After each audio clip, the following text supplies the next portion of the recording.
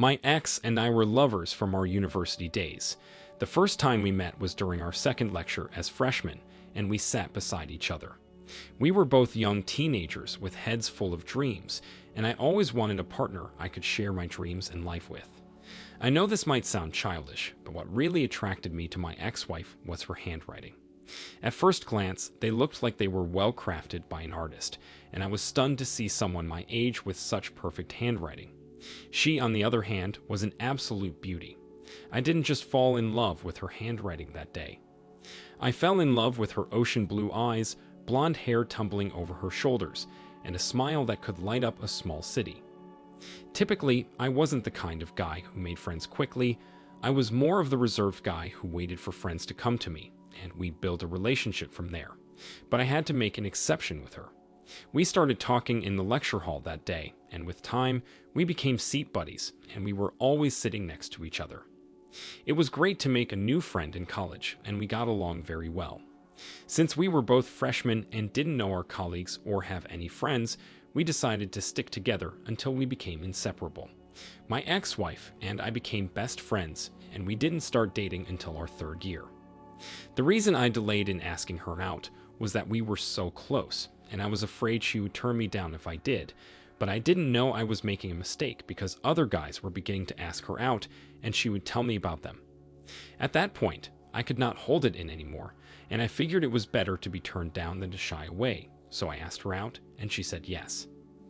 As soon as she said yes, I asked her to move in with me, and she did, and our love story officially began.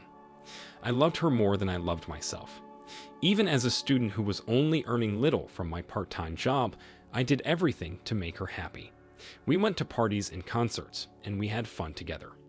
Almost all of our colleagues knew we were dating, and they always found us together. Every time we stepped out together, people could easily tell we were together because of how I looked after her, and some would even ask how long we had been dating because they loved what they saw. Aside from being fun and pleasure partners, we were reading partners and helped each other until we graduated from the university. Our parents knew we were together and respected our decision to live with each other. After we graduated from the university, I was lucky to get a good-paying job, but my ex-wife wasn't. We both applied to the same places, but for some reason, she kept getting rejection emails, which took its toll on her. I even helped her write and edit her resume, but she wouldn't get hired if she got to the interview level. We thought it was normal for that to happen, and it would only be for a couple of months, so we went ahead and got married. The wedding was beautiful, but it was small, and we had support from friends and family. After we got married, we moved out of the studio apartment we both lived in and rented a bigger 2-room apartment. I was the one who single-handedly paid rent and took care of all the bills and even groceries. I understood that she wasn't working then and didn't want to do one of those hourly menial jobs, so she wouldn't get comfortable with it, and I understood that. And since we were not financially stable, we agreed to only have kids once we both had jobs that could sustain us and a child. Even with my new job, we still spent quality time with each other since the job allowed me to work 2 weeks on site and 2 weeks remotely.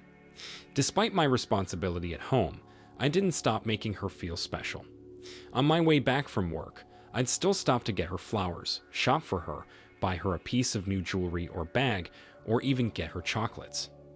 I did all of that because I didn't want her to feel the impact of not having a job yet, and I also wanted her to know that I was happy doing all of the things I did, even though it meant I'd have nothing left to save at the end of the month.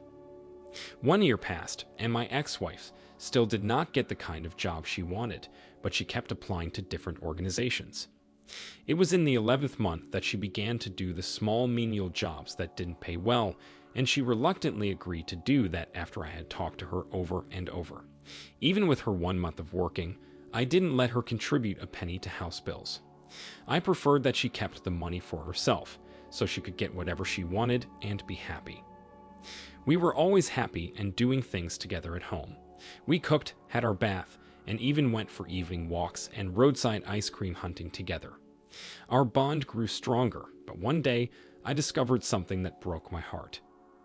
That day, I was at home working, and she was doing the day shift at a fancy restaurant she worked for when she called me, and asked me to help her find her physical resume so she could use it to apply for a job opening as soon as she returned home. I confirmed the job opening to be accurate, and knowing how much our lives would change if she got a job at that organization, I left what I was doing and went to help her find her resume. She had instructed me that I would find it in the first document holder in a box she kept her documents in, but after going through all the pages in that document folder, I couldn't find her resume. And because of that, I had to take out all of the document holders and go through them one after the other. Immediately, I carried the third document holder to search for her resume. Small-sized notes and cards fell out of it, and I was curious to find out what they were. I felt my chest tighten and my lower tummy churn by merely reading them. The small-sized notes and cards were exchanged between my ex-wife and one of our professors, who she was really fond of back in the university. It turned out they had been having an affair for years, and no one knew about it, and I didn't even suspect anything between them. I was very disappointed, and I really wanted it to be that I was having a bad dream. I found it difficult to believe that my ex-wife was also doing the professor while we were together, and it made sense because I kept wondering why we were always treating infections when she was my only partner. Before I packed her document holders back into the box, I took some of the notes and cards and told her I couldn't find her resume. I knew she would be back home soon, so I asked her if I could edit and print a new resume for her before she returned home, and she agreed. She sent me her laptop password shortly after our call, and I used the opportunity to go through her social media accounts since she linked them to her laptop. I found the chats between her and our former professor on Instagram, and I was even more heartbroken. I was already boiling in anger, so I plotted my own revenge. I knew she trusted me and wouldn't bother going through the resume, so I edited it so she could fail her job interview. Then I took pictures of her chat with our former professor on my phone and forwarded both pictures of their chats and the notes to our university. When she got home that evening, I didn't tell her anything. I just acted like I had fallen sick so I could be alone. After she submitted her resume and got an email that she was not fit for the job, I told her what I had done, and she thought I was joking. It was until I mentioned her affair with the professor that she knew I wasn't kidding. She fell on her knees and started to beg me, but she betrayed me, and I could not forgive her. She tried to explain that she did it for our grades, but what I read did not sound like that, so there was no way I was buying that. I kicked her out of the house that evening and notified her parents about what she had done. I already contacted a lawyer to process our divorce papers, and we divorced when the papers were ready. As for our professor, he knew such a relationship was prohibited in our university, but he broke the rule. The university fired him, so he and my ex-wife lost in the end. She tried to come back and beg me. She even sent me multiple messages on Facebook and Instagram, but I blocked her afterward and warned her not to show up at my apartment again or else she would regret it, and she never showed up again. Sadly, we were only married for 1 year, but I'm glad I found out that early because finding out later would have hurt me more. I am fine now and focusing more on my career and personal development. I was deeply hurt and betrayed. It would take a while before I entered another relationship. OP, you did the right thing by kicking her out of your house and divorcing her. Even if she claims she had an affair with your professor to help your whole class get good grades, it's still not a justification for her to cheat on you like that. It only means that she would do the same thing if she had another opportunity to have an affair with someone else to get whatever she wanted. What she did is called cheating, and it's not acceptable. To even think they were still communicating with each other after you both got married. I'm glad you didn't let her manipulate you with her lies and tears. It's a sign that you're not a weak man, and I am very proud of you. Thank you for sharing your story with us. Now let's move on to the second story of the day. My wife and I were married for 4 years. Our relationship years and marriage were just perfect. Each time I remember how my wife broke my trust, it still hurts me because I remember how much we went through and overcame to get to the level we were. Yet she forgot about everything and destroyed our happy home and lives. The first time I met my wife, the stars aligned in the right order for me that day, and something pushed me to go grocery shopping in the middle of the weekly day off from work, unlike my usual weekend shopping. While I was in the store taking the things I needed, I noticed an average height, light-skinned girl walk down the row I was shopping on and she smiled at me. I returned the smile out of shyness, but I focused more on what I needed and left her in that row. A few minutes later, I was done shopping, but before I took the things to the cashier to pay for them, I noticed she was already driving out, and I didn't think much about her. About 2 minutes' drive from the store, I saw her standing on the road with the hood of her car open, and I didn't need a psychic to tell me that she was having car issues. Out of kindness, I pulled over and asked if I could help. Thankfully, she was having a minor battery issue, and it was definitely something I could help with. When we were done fixing her car, we talked a bit, and she willingly gave me her number without me asking, and we said goodbyes. 1 week passed, and I had forgotten about her and her number. It wasn't until the day I was looking for an old friend's contact that I saw her name saved. I remembered her instantly and felt terrible for not calling her after days. Without wasting time, I called her and introduced myself, then we fixed a date. She was a bit uptight at first, but after much persuasion and my begging her to let me make things right, she agreed to our date. Our first date wasn't at a fancy restaurant or an eatery like the regular dates. She insisted that if we were meeting, it would have to be at a popular park we both knew, and I agreed. Later that evening, we met and talked about ourselves, and we ended up having more evening picnics and park dates after that. When we met, we were both freshly out of college and lived at our parents' house. I was fortunate to get retained at an organization I interned at, and the pay was not really good, but it was okay to keep things going until I got a good job.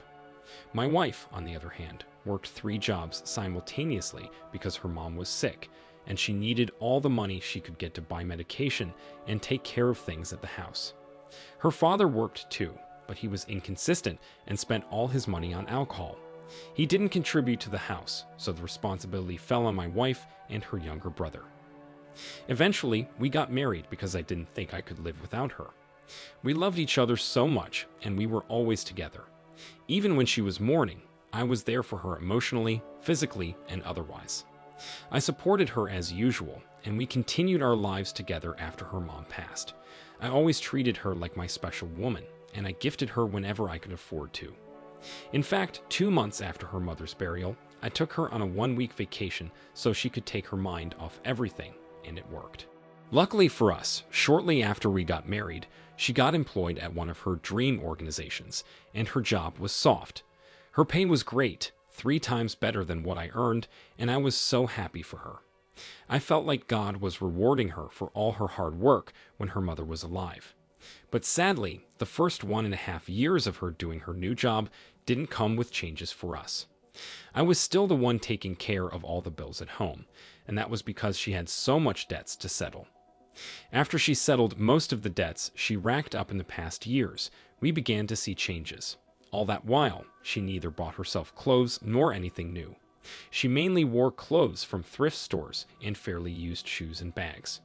When she got that month's salary, the first thing she did was get herself a new phone and some clothes. She also settled all her credit card debts, which was such a relief for us. Since I was more of a tech person, the first thing she did when she came home that day was to give me her new phone to help set it up, and I was glad to do that. She needed me to transfer all of her photos and messages from her old phone to her new phone, and that was how I stumbled on her iCloud account. Somehow, one of the names she saved on her phone piqued my interest. It was the name she used to call me when we started dating, but as we grew older together, she stopped calling me that. The name had sent her message through an app I didn't even know about, and they had been communicating frequently, even more than we did. I read some of their messages, and I was forced to read them all to satisfy my curiosity. To my greatest shock, I discovered that my wife was having an affair with one of her coworkers, and they had been dating for the past 8 months. I also found that the evenings she told me she was working overtime at the office were clearly a lie. They had been going on fancy dates and even took pictures of themselves when they were at it. The most shocking part was when I found out that my wife and her lover were planning for her to divorce me so she could move in with him while her lover's wife and kids could return to his parents' house.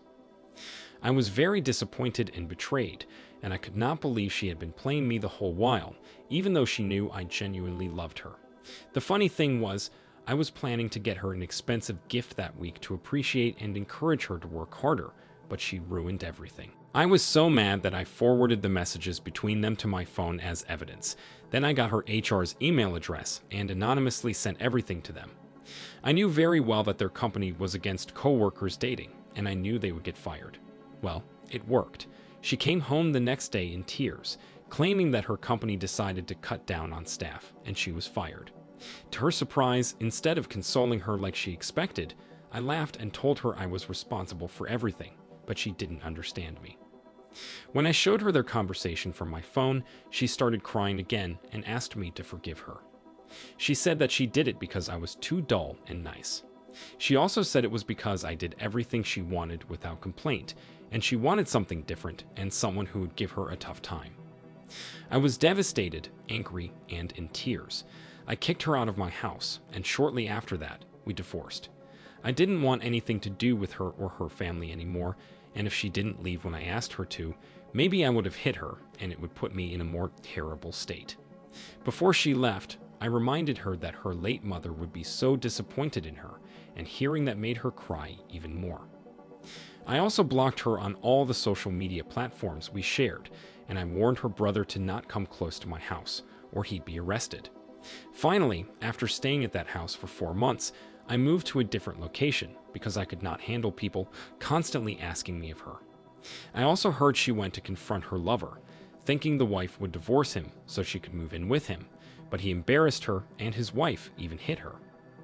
Most times, I think she played me from the beginning, but I hate to admit that I was used to it. I wasted a greater part of my life and finances for nothing, and I hope she is miserable wherever she is. I am slowly moving on, but I know it will take a while, and I'm in no rush. OP, when people cheat, there are usually signs, but you were blinded by love.